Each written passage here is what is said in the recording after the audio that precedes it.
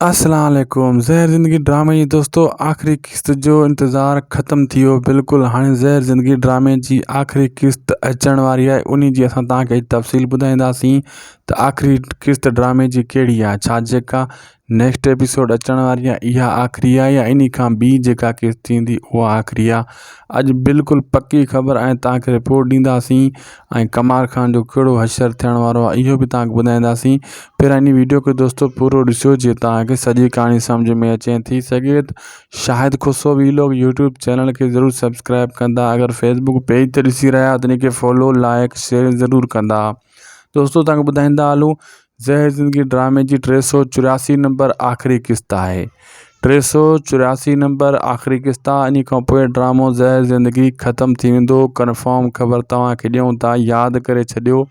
आख़िरी क़िस्त इहा अथव, पोइ वरी मयार न ॾिजो। सभ खां पहिरियां अपडेट तव्हांखे ॾींदा हलूं। हाणे वरी तव्हांखे ॿुधायूं त नेक्स्ट एपिसोड में रबन कीअं छुटंदो। बिल्कुलु दोस्तों मां पोइ क़िस्त में तव्हांखे ॿुधायो त ॻोठ वारनि जे ज़हन में आहिस्ता आहिस्ता नफ़रत जेका आहे उरूज ते अची वेंदी ऐं गुस्सो भरिजी वेंदो कमाल खान जे ख़िलाफ़ु। ऐं तव्हां ॾिसिजो हाणे जेका इन जा गार्ड आहिनि इहे फिरी वेंदा। काफ़ी क़िस्तनि मां पहिरियों ॿुधायो त मुहिब बि फिरी वेंदो।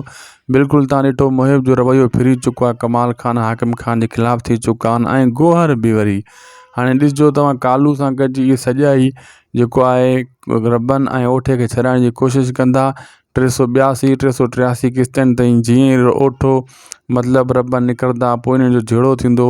वीचारो ओठो त पूरो थी वेंदो लेकिन रबन कमाल खान ऐं हाकिम खान खे पूरो करे विझंदो। अहिड़े हिसाब सां पोइ उहा क़िस्त आख़िरी थी वेंदी। 384 खां पोइ ज़हर ज़िंदगी ड्रामो बिल्कुलु ख़त्म थी वेंदो ऐं हिन ड्रामे जी आख़िरी क़िस्त जो वॾो इंतज़ारु हुयो हर माण्हू खे। लेकिन अॼु तव्हांखे असां पकी ख़बर ॾेई छॾी आहे। तव्हां यादि करे छॾिजो इहा मुंहिंजी ॻाल्हि। 384 नंबर आख़िरी क़िस्त आहे ज़हर ज़िंदगी जी।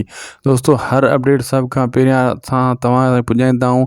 इन जे करे चऊं था हीउ चैनल हाणे सब्सक्राइब करे छॾियो शाहिद खुसो वीलॉग यूट्यूब चैनल। छाजे करे ज़हर ज़िंदगी खां पोइ ॿियो जेको ड्रामो अचण वारो आहे उहा ख़बर बि असां तव्हांखे जल्द ॾींदासीं इन चैनल ते। असांखे ॾींदा इजाज़त। अगरि वीडियो एसी ताईं ॾिठो त महिरबानी करे यूट्यूब चैनल ज़रूर सब्सक्राइब कयो, पेज फॉलो कयो।